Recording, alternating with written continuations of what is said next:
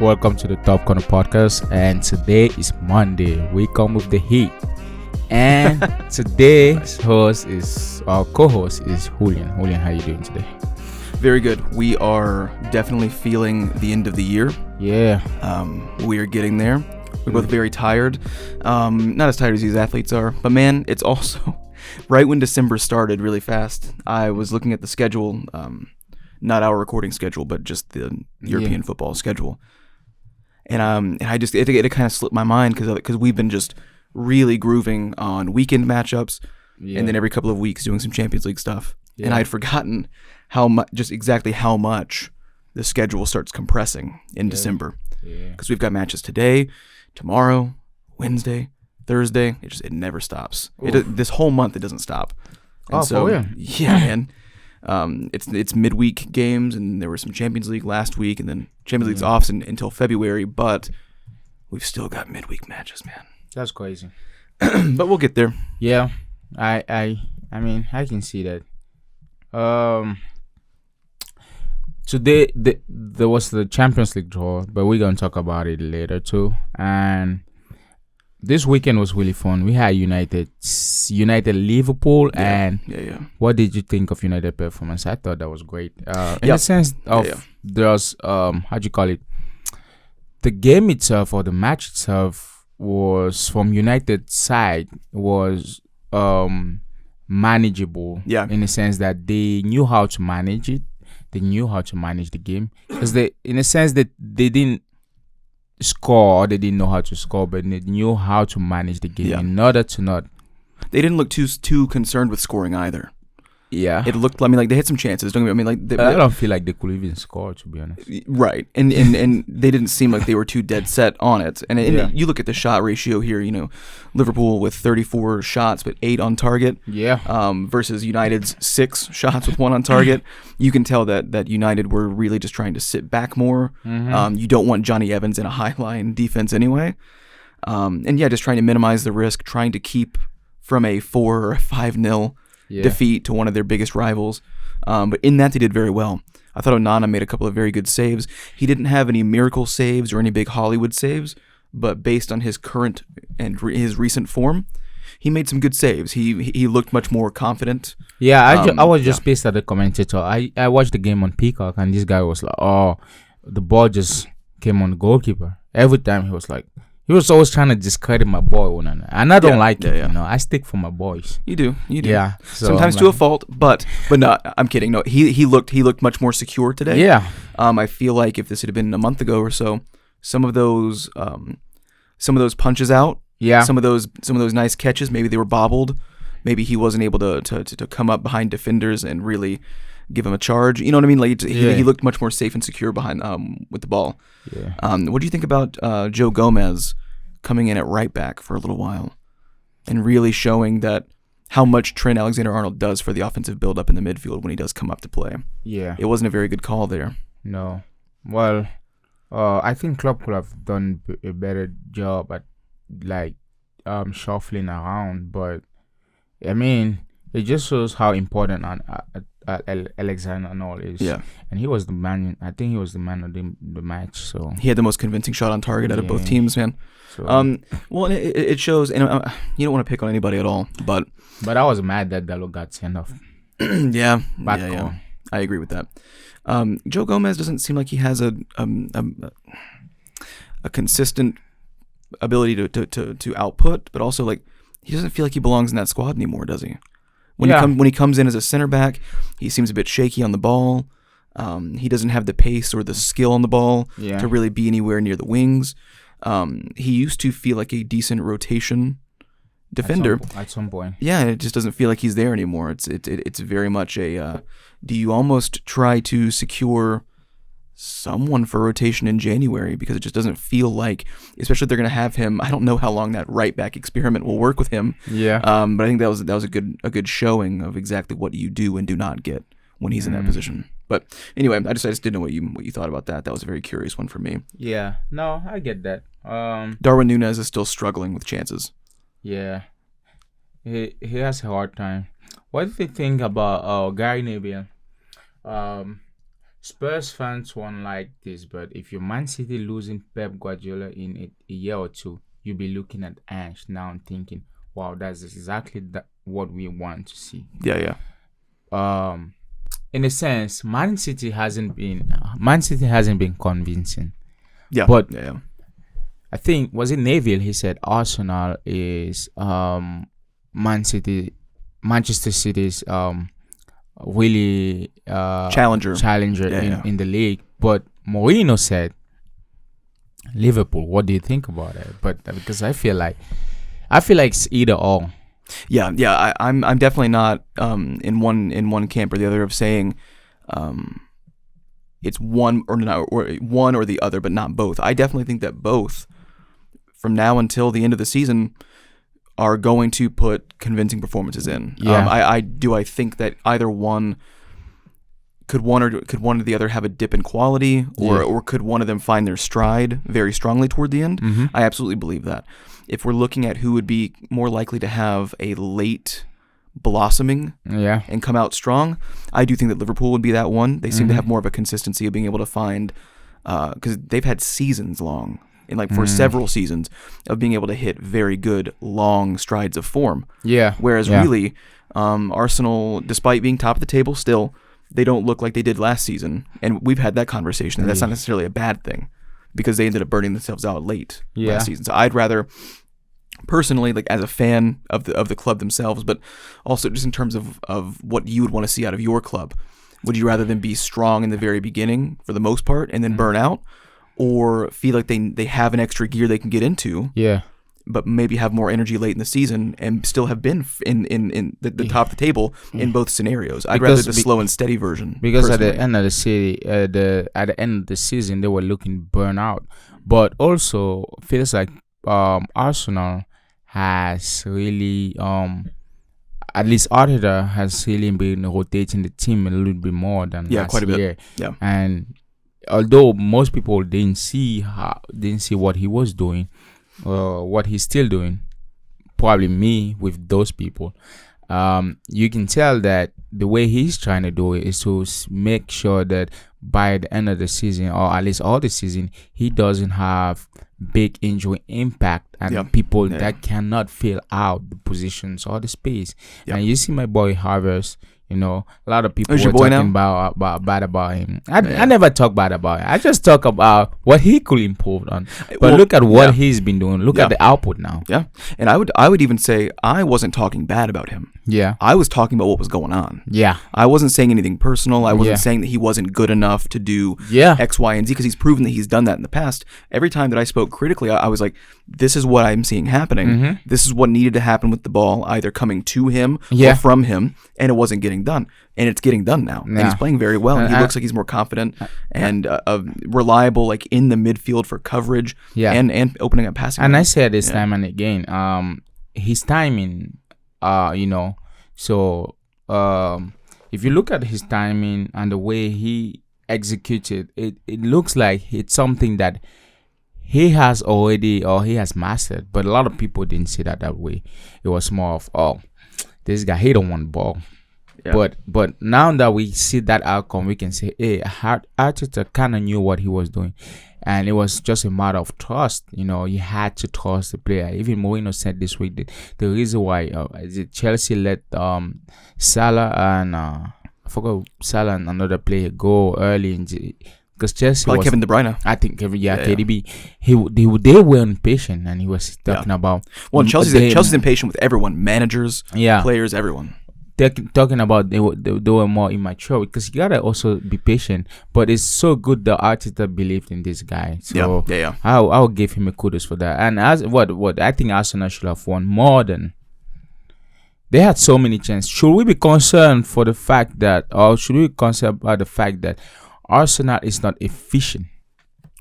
They create chances. That's not what I'm saying. They can create chances, but not efficient. If you score 2 out of 7, you're not efficient. If I score 2 out of 2, I am more efficient than you. Or even 2 out of 4 or 5. 2 out of 4, yeah. Right. So should we, because in games that you have less opportunity, you playing with the probability of you having at least one, and if you have that one, you have to be able to finish. So Should we be concerned about that? Yeah, this matchup with Brighton wasn't the first time that you've seen something with Arsenal, like 26 shots and 9 on target, and we're looking at a 2-0, and it could have been more. And if you are expecting more out of a club that's in that top 4 race, that's in that title race, you have to, no matter who they are, no matter if it's Liverpool contending for the title, if it's City trying to retain, or if it's Arsenal, if you're putting up that kind of a number, 26 shots with 9 on target and ending up 2-0, you need to be making more out of those 9 shots on target, especially because it's like, and I think I said this a couple of weeks ago, it's not that they're getting these 2 shots on target and sinking them in, and each time you don't feel confident that they're getting the ball to that final step. They are. They're getting a lot of those opportunities, and even though they're missing a lot of these, it's not the feeling that's few and far between. Like, I know that they're going to get back down there again, and they're going to make another shot on target, but I don't feel confident that they're going to get it in all the time. And that's the issue. That is true. As opposed to teams like, honestly, like Chelsea now, like when Sterling is in form and he's had 1 or 2 looks on net, like he's able to bring those in quite a bit now. But him being able to get to that spot with Chelsea is very few and far between now. Like it's you're not very confident that they can get to that final step. I know that they can get to the final step. Arsenal, I see it happen every single week. But getting the ball in the back of the net for some reason is the big challenge. Not everything working up to it. That final touch. It's that final touch. Yeah, it's the end product is really questionable, and that's something that not even that final build up. It's just that final touch, that final toe on the ball. They're gonna create all kinds of chances, but they can't just put it in, and that's the problem, in a sense, because once you start getting into high level, extremely intensive competition or matches, the probability for you to score will be slim to minimal, and whatever you have on your plate, you have to be able to eat it. So that 26 shots turns into 9. That 9 on target turns into 3. Then what is that 2? What do those 2 goals turn into? Probably nothing. That's probably it. On La Liga side, we had Billy Goal. I'm telling you guys, I'm calling it now. That's our Ballon d'Or. I don't know whatever you guys think, believe, whatever. He's the Ballon d'Or. He's unbelievable. It's Billy Goal. We are scoring every single game, man. If we don't score, we assist. And he's scoring in such versatile ways. Like the aerial goal that he had here. He can shoot from long. He can charge in the box and not give up on a play. It's like, I understand. He's all around. He's an all-around player. Like that goal from Modric was beautiful. That's what I expect from him. I don't expect 18,000 different ways to score. Bellingham, I feel like you can put him in any situation, and he'll score. He's equally likely, no matter where he is, to put it in the back of the net. Interesting enough, he has a lot of reflexes that are built up usually. Not that anybody in the field can build it up, but usually striker has that because it's something that he does on week using in tools and week from out. Different positions that he doesn't play normally. So it makes you think then how good is he and how versatile is he, and he is. And what about talking about that game? That was a vintage Modric at its best. I mean that assist to Bellingham, it was like butter. Just in there, and even the goal. Oh man, all around I think. So silky and smooth in that bottom corner from Modric is amazing. That was after Rodrigo took that tumble, who also had a good game. Let's talk about Rodrigo. Rodrigo, in a sense, since he came back from Brazil, or even like that week before Brazil or international games, and I said it, he's been perfect. He has been unbelievable, The way he's playing, it looks like he took his game. I want to see his doctor. He took his game to another level. I mean, I think that if he plays like that for a year, it will be really, really difficult for him to be replaceable. Even if I would say he's not now. Now he's not replaceable. Or even for him as an individual, his career heights, the limitation are unknown. So, well, it's come at the exact perfect timing too, with Vinny Jr. being out. Oh, definitely. It's like that's what that squad seems like they're so perfect at. And then they're gonna need some magic now though, because David Alaba's out for the whole season. They've got to get someone in January. I know Ancelotti was very confident that he was, your transfer window is still open. Ours is closed. It's like, well, I think you want to open up a little bit early in Yeah. January. Open those Well, shop doors. It's crazy though because there's a lot of clubs at this moment that need either, especially a lot need a central back. Yeah. And there's a lot of injuries. You know, you look at Brighton squad, there's a lot of injured players. Yeah. You look at Arsenal squad, there's a lot of injured players. You look at City squad, some injuries. You look at Madrid, especially these clubs that play week in and week out, and they play cups and they play Champions League. It's just so much. You ask yourself, could the FIFA do something, and could something be done? I know Pep Guardiola is saying something about. I know he has expressed concern about that, so players can be less hurt. But you know, it's all about money because they have that. Then the season finished, they all go to play UEFA. So that's crazy. Well, like who? Because it is getting frustrating because Eder Militao is out, so you have David Alaba playing out of position. Or at this point, he's not playing out of position. He's playing the position that he can physically play, but it's not his. He doesn't excel at it, and everybody knows that. I think, including him, which has got to be frustrating. That you're playing closer in because you don't have that pace anymore. But you're still. I mean, you're being asked to compete at the top level from top clubs, despite not being in your physical prime anymore. So of course you're still willing to do that. Yeah. But it's got to be frustrating when things don't go according to plan, and you know why. Everyone knows why. Yeah. But this is what I'm here for. So with him out, with Militao out, Rudiger's still in good form, but you've got to just look at the setup here, because Carvajal is out as well. You have starting now Nacho and Antonio Rudiger with no coverage at the back. No, there's no one that can feasibly come in, and Nacho's not at that level either. Every time they've conceded goals this season, he was playing. He's involved in some way or another. I'm not saying that he's a bad center back, but he's definitely not Los Blancos. Yeah, he's just not at that level. He's not merengue level. He's not White House, White Castle. He's not us. Well, he's 33 as well, so you can't be in a position now where he is one of your starting two. Yeah. So they're gonna have to pick up somebody in January. Yeah, it's a tough one. Bayern Stuttgart. What do you think? Fairly good game in a sense, but looking Bayern looked like Bayern Munich. Yeah, they looked really sharp. Sané looked amazing. Harry Kane, killed it. The one thing, and I feel like that's what Pep kind of saw, is same problem with Sterling, but he has. Like Leroy Sané is a little different because he's a little bit more consistent on the form to form, but his end product is so questionable. Yeah. Well, and I think he showed that quite a bit in this game as well. And I do think, like, when you compare Sterling and Sané together, they do have similar attributes, but I do think that, especially in the last couple of years, Leroy Sané is a bit more physical on the ball. Yeah. He has this ability. He has more of the ability that like a Jesus and especially like a Jamal Musiala has, where he's physical, but he's not like beating you to death at all. But you can't take the ball off of him. Whereas if you can step in on Sterling at the right time, you can kind of dispossess him a little bit easier. Sané has a bit more of that freestyle feeling to him. Yeah. Where he is able to, whether it's pretty, whether it's scrappy or not, like he's able to just be able to work past defenders without just using pace. And I thought that he really showed that well, especially in that first goal that Kane picked up. And don't get me wrong, I'm still impressed with Kane. He's still a perfect poacher. Yeah. He's still doing all of the things that he did at Tottenham, and then some. He is a bit more versatile in his play now, but I think Sané's build up and work on the wings and like in that final bit of build up is pretty impressive. But you're right, his finishing is not always as consistent as it should be or could be.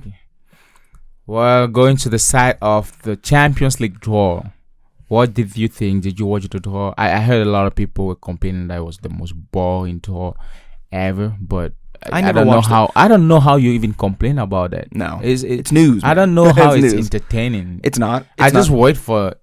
I'll usually wait for the Wikipedia page to update. Yeah.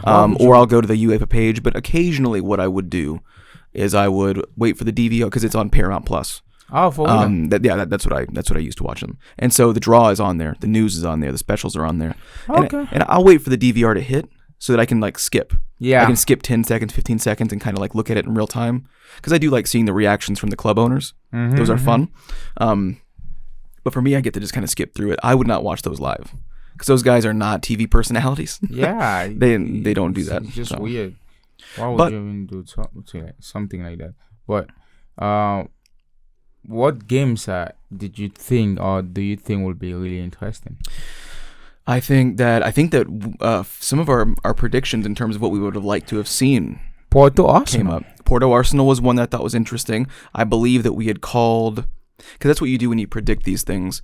You say two names and then you go, ooh. Yeah. Like sometimes they sound better than others. I remember Napoli and Barcelona kind of got us going a little bit. We're like, that's an interesting one. And that's one that I think that Napoli could. Ooh, that's dangerous for Barcelona, though. Yes, yeah. With the way they play right Victor now Osimhen, and defensively. Victor Osimhen picking apart Araujo Yeah. and Christensen. I can see that easy. That's a very easy one to see. Do I think it's a blowout? No. But is Barcelona playing? This is a 50-50 straight. That's about where I would say as well. Yeah. Because Barcelona's not playing anywhere near that they should be. Yeah. But Napoli is not either. Yeah. But consistency in this competition would lean more toward Barcelona. Yes. I thought that was interesting. I thought we talked about this one too.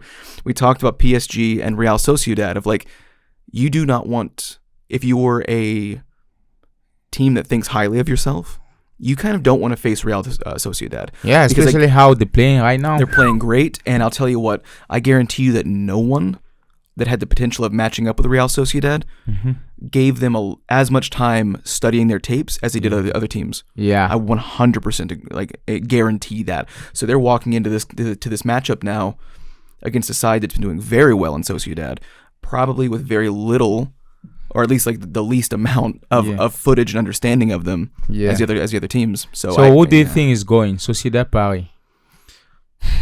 What I want, what I hope, and what I expect are different. Yeah, you want Paris to be knocked out. And I hope as well. Aye. I hope just because of what it means. I think I should have my soundboard. ooh, ooh, ooh. No, like I do. Like that's the. You just don't like Paris. I don't, because of stuff like this. Because they would look down on a side like that, and because they expect to be Yeah, but if I look down on you, I still beat you. It's normal. No, so you know who they remind me of? They remind me of in American football, the receiver that he has his hands on the catch, and he starts looking for where to run and bobbles the ball. Yeah, he didn't see the ball into his hands. You're already looking for the next objective. Keep your basics down, baby, because they want to be in the final already. But they think that they're ready to be in the final, and then they take a team like this lightly, and then they lose. That's classic PSG. Yeah, they expect to be in the final, but they don't do the things that they require to get there. But we don't know if they're gonna take them. We don't know. I expect PSG to go on though. Yeah, I do. I would just say it would be poetic, and it would be the most the most PSG / the thing that I want out of this competition, which is just because you think highly of yourself, because they don't have the pedigree for that either. If it's Barcelona that take Sociedad, and obviously they play domestically, so this matchup couldn't happen yet. Yeah. Or Man City or Real Madrid or even Bayern Munich. Bayern Munich is a good example of expecting to move past them, to expect to be in the final. You know, and then you get upset. Like, I understand that, but PSG, it's like they act like they have 3 Champions League titles in their trophy cabinet already, and they don't. They walk around telling people that they do, and everyone's like, "Man, I've been over to your house. You don't have any of those trophies." You know what? What game will be really interesting? PSV Dortmund. You know what? I have that could go either way. That could go either way. Oh, it would suck for Dortmund. I would expect Dortmund to move on, though. I would. I don't know. You know what? I'm gonna say this. PSV might. They might. I mean, like, the way I wouldn't be surprised. But yeah, Dortmund haven't been Dortmund in a while, and PSV has been killing it. Yeah. But they did. I will say, they weren't ever outstanding in the group stage. But they worked themselves back up. They were not expected to finish top of the group. Yeah. And they did what they needed to do to move on. So they dug it out. I don't know. Copenhagen City. I don't know why y'all keep giving City this. I said that was gonna happen, didn't I? Yeah. I was like they're gonna get. You already know City. They're gonna get Copenhagen or Lazio. You know that. Yeah. They're living. Oh my goodness. Someone picked up the suitcase of money from the trunk of the car. Yeah. Shook it around. They're like, it all sounds like it's in there. Stop taking money from the Saudis. But stop. Ignore that sniper on the roof. That red dot sight. Napoli, Barcelona. That's an interesting game. But we talked about this, right? 50-50. Yeah, I would say 50-50. Inter, Atletico Madrid. This sounds like it's gonna be a little bit boring. That's boring. Was the first capital B. Yeah, it sounds like. Yeah, but Inter moves on. Inter moves on. I think Madrid will move on. What? Yeah, dude. They're not. I mean, Inter is playing great. Don't get me wrong, but Madrid has the ability to lock them up. You know, I think that for some reason people are taking Inter a little not lightly, because I mean they're in most people's top rankings. Yeah. They're performing well domestically. They performed well despite being second to a very impressive Sociedad side. I do think that for some reason people are taking them a little lightly. I don't know. Okay. I don't know. I'm just thinking about the competition, to be honest. I know Inter is great, but dude, Atletico Madrid. I don't see many shots on target in this matchup. I will tell you what though. If there's any shot of, if there's less shots on target, the score will be by head at the last minutes of games. Yeah, sure, I get that. Yeah, I really hope that Thuram and Martinez can link up for something exciting. But there's no one player on the Atletico side that screams to me, "Ooh, that's electric" or "That's exciting." Yeah. But I mean, Milan have Dumfries, Barea, Çalhanoğlu. Ooh. They've got a better squad in terms of what could end up pulling out random goals throughout the match. Yeah. And I don't feel like Atletico Madrid's going to be really interested in moving up the pitch that much. They might be overwhelmed by these guys. Yeah. Lazio, Bayern is moving, but you never know. There might be an upset. I don't know, but Bayern's found better form lately. They've from that Eintracht Frankfurt smashing, that was very strange. Yeah, but Lazio's not performing as well as they expect to do in the league, or I don't know. Leipzig, Madrid is going. Madrid is progressing. That'll be a fun matchup. But you know what's crazy though? What if Leipzig just comes in and just beat Madrid? Yeah. Xavi Simons comes in and just shakes the pants off everybody. Yeah, but that won't happen. Here's the question though, because they haven't broken up the schedule yet in terms of who's playing on what days, which is frustrating. I'm looking at the main article here and it says first leg, second leg, but they haven't broken up who's actually playing on those days, because we have 2 matchup days. Yeah. Which matchups here would be a must watch on each day? So we're assuming that they're on a Tuesday and a Wednesday. Like, what would be the ideal Tuesday? Because I think that Leipzig and Madrid on a match day should be the one that you would watch full. PSV and Dortmund seem like a must watch just because of the level at which each club is playing, and feels like they will have a lot to prove each other. Not that other clubs would not have a lot to prove, but the intensity will be different because these are not they're even and underdogs. In the sense that it's weird because I really didn't want them to meet that early. But it happened. Another match that will be a must watch will be I want to go for Napoli and Barcelona, right? Because Arsenal Porto is a must watch because you're Arsenal. I was gonna say I'll be watching that regardless. Regardless. So that's why I didn't talk about it. But definitely Barcelona, Napoli, PSV, Dortmund, and if I'm gonna toss a third one in there, I want to say Lazio and Bayern. But Paris Saint-Germain, I feel like it's either an overpower. Or it's a shock. Just and that's the thing. I think Julien Newcastle. I think Julien Laurent was talking about it, because he's a PSG supporter. Hardcore. Well, he's French. What do you expect? And he said, he was like, because he watched more Sociedad than I think most people did. They have the exact opposite style of what PSG want to cope with defensively. Because I've told you as well, it feels like if in the first 25 minutes, if PSG don't just roll over you, they give up. Like they expect you to lay down for them, and if you don't in the first 25 minutes, they get kind of locked up, and they're like, well, we don't feel as confident. And I don't see their defense, their shaky defense, because they've conceded the most goals in their group as well, despite scoring the most goals. I don't see that them pairing up that well with the intensity. That's what Sociedad are working with. quick passes through very, very slim channels. Mm-hmm. I don't see, again, I'm not saying it's a domination, but what I'm saying is I can see PSG getting very discouraged very early and lacking that offensive confidence. And then trying to sit back, but not having the ability to truly be able to sit back at ease. If that makes sense. It's crazy because PSG handovers, they beat Manchester United the Reds. Now they got to beat Manchester City, the Blues. Yeah. You got to beat Manchester, and now you have to beat Manchester again. So yeah, it's an interesting matchup. But man, PSG or Sociedad. That's kind of crazy to me. That could be a must watch. Yeah. That would be something that I would be willing to concede on. Like if Real Madrid and Leipzig were on the same day as PSG and Sociedad, I personally would rather watch Madrid and Leipzig, but I would more than likely say Sociedad and PSG is the one that you would have to watch the full match of. That's what I'm saying. Because when you look at the draw tour, it looks so.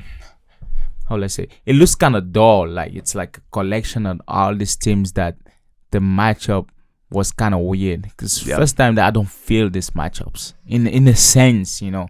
Yeah. But nothing really nothing made me like want to jump out of my seat when I saw them. Yeah. But when you start thinking about them more and more, PSG and Sociedad does become more exciting. Barcelona Napoli does become more exciting. For me, the one that I popped for the biggest immediately was Real Madrid and Leipzig, because I do think that Leipzig's energy and pace will be interesting, especially now that David Alba's out and you've got Nacho in the back. Why couldn't we have City Arsenal or City Bayern? Why couldn't we have Bayern Barcelona? Why couldn't we have Barcelona Paris? Barcelona Paris? No, Barcelona Paris or Bayern Paris? I feel like, oh man, we gotta investigate these people because all the big teams dodge the big teams, and they just kind of and it's rare because let's pick the slow guys, beat them out first, then we can talk about because I do feel like most draws most years have like one big one, where this one, two big clubs get very unlucky, but that didn't quite happen here. It's close with Napoli, Barcelona, and Madrid, Leipzig, but that's about it. Because Leipzig is a big club overall, if you think about it. It's a big club, but not in Champions League. No. In that, especially in the past years, that you would have thought Madrid, Bayern, or Bayern, Paris. Paris is not a big club, but it's been a big club in Champions League. Can you say that one more time? I'm kidding. They're not a big club in the sense, right? But when you consider everything that comes with Paris, they are a big club. And in Champions League especially, no Paris Saint-Germain, Barcelona, no Bayern, City. Like you would think, like all of them, it's like they agreed to, hey, let's get the little guys out. Part of me was upset, but also relieved that something like Arsenal and Napoli didn't happen. Because that would have been a good one to see. But Arsenal, Real Madrid, you know how that would have been some bad luck there. You know Madrid in Champions League. We would have had to have at least watched one of those legs live as well. That would have been a big one to do. These ones are the quarter ones or the round 8, because this is round 16. And if we have to watch one of these legs live, which one will it be though? That's the from the 16. From the 16. You know, if the first leg of PSG and Sociedad ends up like 1-1 or some sort of draw, that will be a must watch. I think you have to watch that one. If for some reason, I mean, it all comes down to what you see in the first leg. I always feel like it's a bit risky because it's a two-way street. The first leg is exciting because you have no frame of reference, and you can end up watching one and it being a blowout, and you go, well, I wish I'd watched that one instead. But second leg is always obviously based on what you saw previously. So it's kind of unfair to judge on the first leg, but you have to roll the dice and you know. But in theory, if we watched a second leg, theoretically, I think that PSG and Sociedad, if that first leg was and I could also see Napoli and Barcelona being a 1-1 kind of a deal. But also, the main reason that you watch Barcelona in the Champions League is Lionel Messi. He's not there anymore. Oof. Isn't that a bummer though? Like when you think about, like, I'm not as excited seeing Barcelona's name. And again, this is not a knock toward the club or the fans. I think it is what it is. I think a lot of people would agree. There's just not the same level of excitement watching them play without him. You know, for the first time, actually, I don't know, probably we already said this, I don't know, but for the first time, actually, in Champions League, you don't have no Messi, no Cristiano. You don't have the feel of that extreme competition where the giants are coming in for battle. You don't have it. It's It's gonna Just take that. It's gonna take like 3 or 4 or 5 years for someone Yeah, to build it up. to build to that level of. I will say this though, because I mean you are totally right that Yeah. it feels absent that way, and to me, Barcelona feels completely absent of. I don't. No, hold on. Well, I'll absent rephrase that. in The the big sense giant of feeling. big presence, Whereas right? in Yeah, Madrid, they don't have a Ronaldo or a Messi but anymore. yeah, They're much closer in that feeling of yeah. like these are much like Jude Bellingham is we can must still watch right now. we can still feel the Yeah. presence of being a big club. We can Yeah. still feel the presence of Modric and Cruz are still Oscar, there. Yeah, Yeah. yeah. Barcelona just doesn't have anyone really that has that's that brings eye. that feeling in there. Yeah, Unfortunately. yeah. It's crazy because I thought Lewandowski going there would have provided a medium of, or just a sensation of we can score more because we have a score. Now the team too is not in great shape, and I think they were planning to Juan Laporta planning to bring like a midfielder just for a boost and everything, but that would be really interesting. What are your prediction for the leagues this last weekend? Oh, like you mean like the predictions for the upcoming matches, or are we doing predictions for the Champions League rounds? No, not for the Champions. Unless you want to do that. That doesn't matter to me. Because I already know. I mean, we kind of already said Arsenal is gonna go through. Yeah. Yeah. So let's do for the leagues or the past okay. league. By the way, did you see Osimhen's Did you see his assist? Oh man, I didn't get to see any Napoli this weekend. Dude, that assist was beautiful. I'll check it out. If that was easy to pull with gloves, just say it real quick. But Yeah. it was a thing. You and I were hard. both supremely pressed for time this weekend. Yeah. Yeah. So yeah, I wasn't able to get to that. I will watch that though. So you want some predictions for this coming up weekend? Yeah. Oh, just your overall team prediction. What do you think? Like you do at the end of the. Oh, the power rankings. Yeah, power Okay. rankings. I'm trying to figure out what the fuck you're talking about. I'm kidding. Yeah, I forgot what you named power rankings. The rankings. Here you go. Yeah. So some changed a little bit, but not a lot. This is kind of the same as it was last week. You will spot a couple of differences. I know that you didn't do one. Yeah. Isn't that correct? I feel like this You is just your piggyback off segment. mine. I'm kidding. You refuse to do yours, and then you make fun of mine, and then you do your own that's close to mine. But anyway, No, because I want to leave this as your segment. right. That's the thing. But yeah, go ahead. All right. Unless you become too crazy and you put someone like No. Trabzonspor Yeah. second. Eintracht sixth after what they did to something like Bayern. that. Not I'd be happening. like, nah, bro. So yeah, number 1, Real Bayern. Madrid. All right. Number 2, Inter Milan. Consistency. Okay. 3, Bayern Munich. Okay. 4, Manchester City. Yeah, can get behind that. 5, Liverpool. Okay. 6, Arsenal. Yeah. 7, Bayer Leverkusen. Mm-hmm. 8, Aston Villa. 9, Girona. Okay. 10, Tottenham. Interesting. And I'll tell you what. No Paris Saint-Germain. 11, no, and we've been over this. No. 11 was Barcelona. Considering Tottenham and Barcelona could flip-flop for me, depending on who one of them draws with next. That's that because Barcelona just look a little bit uninspiring lately. Yeah. Yeah, that's my top 11 technically. I like having the honorable mention in there at 11. Wow. That's crazy. But I mean, your top 11 is not bad. It's just Bayern is not there. Bayern? No, not Bayern. Paris Saint-Germain is not there. Where should they be? At least 10. Didn't they draw to Lille? Yeah. They drew to Lille, and they finished second in a group stage that if they were as royal as they were supposed to be, It's Paris. It's Paris Saint-Germain. Yeah, those goal concessions in their group. That's Paris. Okay. That's Paris. I get that. What was it 9? Yeah. 9 goals. It's ridiculous. It's a lot. That's ridiculous, especially for French royalty. Oh. Please. Well, Are you gonna do yours, or are you just gonna make me? no, I think that was close enough. There you go. I would just shuffle that, but the top 10 is still the top 10. Like, Leverkusen and Villa, man, they are impressive. yeah. They're impressive. I mean, Really fast, then Villa have to win the Europa Conference League, don't they?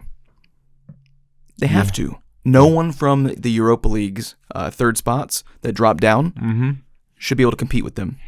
Yeah. I mean, to me, it's clear That Villa has Aston Villa should win a European trophy, and it would be Unai Emery that gets them there, who has done it with Sevilla. You know, like he is the master of Europa. the like Europa, like the under-level European competitions with mid-tier squads, and that's not mocking or knocking anything at all. It is what it is. Yeah. I wouldn't say on the level. I would just say he's the master of Europa League. Yeah. Well, he's about to have, because this is the third Conference League season. He's about to have one of those. Fuck it, put it in the bag. At that point, you'll have a Jose Mourinho and Unai Emery as two of the three managers to win the Conference League. That's not bad. Yeah. The fact that those two guys might be taking home silverware, that gives legitimacy to that conference, because a lot of people are making fun of it. But you look at how West Ham won it, Roma won it, Aston Villa's the heavy favorite to win this one. That's a good little three teams there, man. Yeah. Yeah, we can get behind that idea. On the contrary, next week, what do we have? Next week games, we have Arsenal, Liverpool. That's a big game. Which again, promotion. Yeah. Saturday at 11:30, we'll be watching this. We'll get here a little bit early and kind of open up a little bit more and just get settled in. We'll have some drinks, some snacks. We'll watch the game. We'll talk we'll talk mostly about the game, but we will also kind of talk about the podcast itself, kind of like a year in review, what we can do better, what we think is working, a little bit of background on us and the podcast, if you're that interested in that. Just having a fun little format change, but we'll have the show up and published within a couple of hours after the wrap-up of the match itself. Yeah. That'll be a nice one. It'll be fun. I'm excited for that one. Yeah. And also, I will definitely have my soundboard here. Oh, is it in the mail? No. I think getting it next week or something. Like for it's more for next year or because we need to make sure that we have stock ones that we can use that were already pre-recorded, but that we can record our own as well. We need to make sure of that. And I will, if you send me those files, and this is behind the scenes, this is funny. You just send me audio files of stuff that you record, and I'll denoise it and clean it, and then I might send you some funny ones as well. Maybe some ridiculous little Star Wars character like sound bites or noises, and like it'd just be a funny one. Yeah, that would be amazing. That'd be good. Also, go and subscribe to all our pages: Instagram, Twitter, TikTok, Spotify. Ring those bells. If it has a bell on the subscription, fucking ring it. Yep. And be ready. Every time when we drop, go and watch it. Go support the channel. What else are you doing? What else are you doing? Yep. Bunch of bullshit. Yeah. Well, on that note, we'll let you guys. Bye.